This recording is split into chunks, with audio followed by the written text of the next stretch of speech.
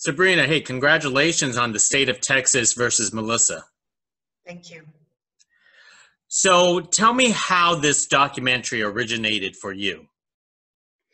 I've been an investigative reporter for years, and I was assigned to do a documentary about women on death row. And I was meant to interview a few women, and one of them was Melissa. And so I went to South Texas to meet her family. Originally, I almost didn't cover her case because, there was just nothing about her whatsoever. Nothing about her, on the web, nothing about her on TV. I mean, nothing. So I thought, oh, well, it's probably, not a very interesting case. But I went down there anyway. I went to Brownsville, Texas, and I met her family. And the family was like so surprised to see me. They were like, wow, you're the first person in 13 years who've paid, any attention to this case. Nobody's ever reached out to us. And even her lawyer has never reached out to us at the time, the lawyer, from the trial. So I was just like, how is that possible that her lawyer at the time, did not, ask me questions or anything?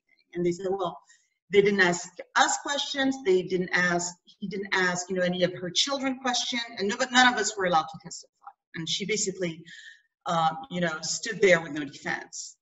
And they said, we know it's an accident. We know the little girl fell down from the stairs. Would you like to see the stairs? So I said, sure. So I went down there and, I saw the stairs.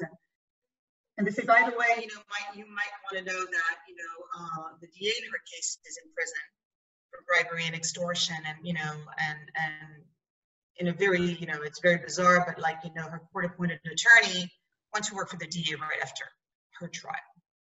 So, I was just like, yeah, that's kind of odd. And then the next day I met Melissa for the first time, and, just looking at her and just, asking her questions and everything. It just, didn't fit in. I mean, it was just, impossible for me. So that's how really the project started. I mean, right away, as I left death row, I decided I was going to do, that my next film would be, about her case. And I reached out to her lawyer and I got all the files, and then, I basically investigated, and just read every piece of paper, I don't know how many boxes, and,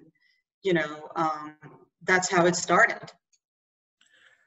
How did you manage to convince the family to tell their story? Because usually in many documentaries, it's hard to convince the subjects to basically participate in it. But obviously the family seemed very eager to talk to you. Okay, so it's not necessarily so. It was her immediate family, like her two sisters, her brother, and her mom. They wanted to talk. They had witnessed the trial, and they were like, so, infuriated by everything that had, went on basically during that trial. So they wanted to talk. Her eldest daughter, Daniela, who was really like the witness to everything that was going on, because she was, like second mom around the house, in Latin families, the elder daughter really, usually is the second mom. She was really hard to convince because she didn't trust anybody anymore. She didn't trust the justice system. She didn't trust the press. It was hard to reach out to her. But finally, I said to her, I'm like, look, your mom's about to, be executed. It's kind of a now or never situation. If you want to talk, it's now. And, from that moment, she just, said, okay. And then I interviewed, a few of her children. I didn't, put them all in the documentary because there's just too many of them. But one of them actually reached out to me on Messenger saying, I hear you doing a film about my mom. And I remember, and I know that, my mom never, she was never mean to us. She never disciplined us. I never saw her being abusive to Mariah. And I'd like to talk. And that was Bobby, her son in the film, who hadn't, seen her for, maybe 12 years or something like that. And so yes, I mean, it was a very emotional journey to find them after so many years. Most of them had been, not really talking to their mom because, you know, when you're on death row and you have a case that involves a minor, you're not allowed to have any visits from minors. So, you know, the kids who were not adults weren't allowed to visit her, basically. How did you convince two of your subjects who the documentary can be viewed negatively, particularly with the lawyer Gilmore and I believe one of the daughters, correct me if I'm wrong, Alejandro or Alexi or something? Alexandra, yeah. Alexandra. Yeah. How did you manage to convince them? Because this could paint them in a different light for the case. Well, it was pretty hard, you know. It was pretty hard. It took a long time, a lot of persistence, I guess. Alexandra, I mean, she knew that, you know, she was, you know, accused, you know, by a few of her family members, and that, you know, her name was in the files. You know, so since she had admitted to one of the mitigation specialists at the time of Melissa's trial that she was responsible, you know, for Mariah's going down the stairs, that little girl. So she knew, you know, her name was, you know, in that story, and she wanted to, you know, I think set the record straight. So, you know, I convinced her to talk to me, and she came and she talked to me. For her lawyer, though, Peter Gilman, for a year and a half, he basically never returned any of my emails, no phone calls, you know, nothing like that. I had pretty much lost hope. I mean, he had no reason to talk to me, really. But then one day, as I'm filming in the Brownsville courthouse, he bumped right into me. And I knew, you know, what he looked like. So I said, hi, you know, Sabrina Van Tassel, would you like to talk to me about Melissa Lucio? And he was just like, oh my God, you caught me.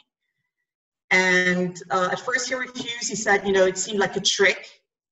And then I said to him, well, if you've done nothing wrong, why is it a trick? You know, why wouldn't you talk to me? And I guess that convinced him, and he did talk. I mean, you know, and you know, it's, I mean, the way it is, you know, it's there's nothing that is a trick whatsoever. You know, I didn't ask him, you know, some kind of tricky questions. You know, he just basically explained to me what his point of view was at the time, why he did not bring the children to testify, you know, how he thought that, you know, basically, you know, Melissa was an unfit mom, which is very bizarre for, you know, a defendant, you know, lawyer to take a stand like this. Yeah, I really appreciate you doing this in the documentary, because a lot of documentaries seem to be extremely one-sided, but you try to balance out your subjects very well. Excellent job. Thank you. Yeah, I feel that, you know, if someone is you know, being pointed at, you know, that person should have the right to respond.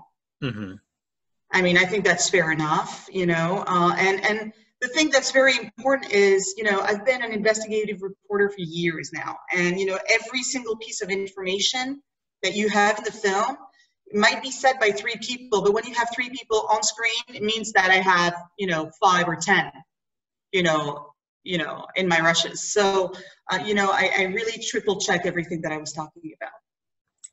Great. And obviously, this is the story of Melissa herself for the film.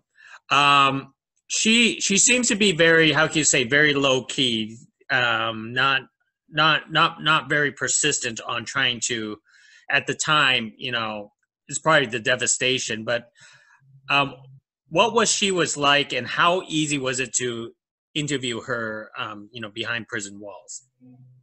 Well, Melissa is so lenient in a way that, you know, she would probably acquiesce to anything. I mean, like you said, she's low key. She's not a difficult person at all. So right away, you know, when I met Melissa, you know, I asked her. I said, you know, I wrote to her and I said, you know, I'd like to do a film about you. Would you agree to tell me about your life? And, you know, from then on, you know, we exchanged letters, so we got to know each other, and she's just so truthful.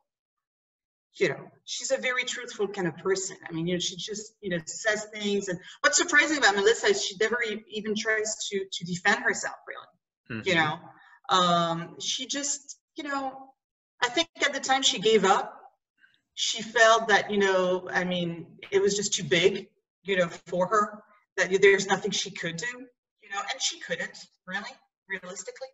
Now, I mean, you know, she has the ability to tell her story, you know, and she's happy to do so.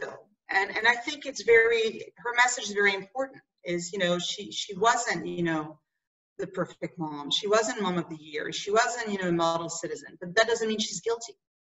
And that's the case for a lot of wrongly convicted people, you know. They are not perfect. And they might have gotten, you know, involved, you know, with wrong things in life, but that doesn't mean they're guilty of the crime, you know, that they're convicted of. And I think that's very important for Melissa. Why Texas was so persistent on, you know, going after Melissa. So what you must know is once you're on death row, it's almost impossible to get out. And it's not, you know, the fact that it's a, you know, case, or, you know, it doesn't matter if it's her case or another. It's almost impossible to get off death row. At this point in her, you know, she's on her last appeal, you're not allowed to bring any new evidence. So even if, you know, someone admitted to, you know, killing Mariah, or it was completely proven that it was an accident, you know, even that could not be, you know, brought into the case. The only thing that, you know, was that her lawyers were about, I mean, you know, managed to show was that, you know, she did not have a fair trial, in the sense that, you know, no experts were allowed to testify on her behalf, you know, about the trauma that she had, you know, growing up, and, you know, the kind of person that she was, and that she had the battered women, you know, syndrome, that she had been abused as a child, and that, you know, would lead her to acquiesce to something that, you know, maybe she didn't do, and that was the reason why she gave a false confession. Let's not forget also that, you know, for all the cases that Innocence Project has managed, you know, to win, and that basically, you know, for all the wrongly convicted people, like a good 80% of them admitted, you know, to the crime, you know, while being interrogated. So that doesn't really mean anything. Her case was reversed last year. The state of Texas is appealing the reversal, and you know, our hope is that, you know, it will be confirmed that she'll be able to get a new trial. And if not, you know, then her last hope would be the Supreme Court, that takes very little cases, and she's, you know, basically in big trouble. But, you know, I mean, once they make a decision, and once you get death row, I mean, your chances of getting out are just ridiculous, really. And so she's, you know, in the middle of this system. And until this film, I think not much attention had been given to Melissa Lucio, frankly. You know, she probably would have been someone who would have, you know, been executed, and, you know, everybody would have forgotten her name. And, you know, what I want to do with this film is to make sure that her name is not forgotten, that, you know, people remember, you know, who Melissa Lucio, you know, is, and that there are thousands of Melissa Lucios out there. Excellent. Well, let me wrap it up with one more thing. When people watch your documentary, The State of Texas versus Melissa, what is the one most important lesson you hope that they would take away? That, you know, it's not because you are sentenced to death row that you're guilty. You know, people assume, well, you know, if that person's been convicted, then, you know, they're guilty, right? I mean, that's not how the system works. And I hope that they understand that. I also hope that they don't, you know, make hasty judgment.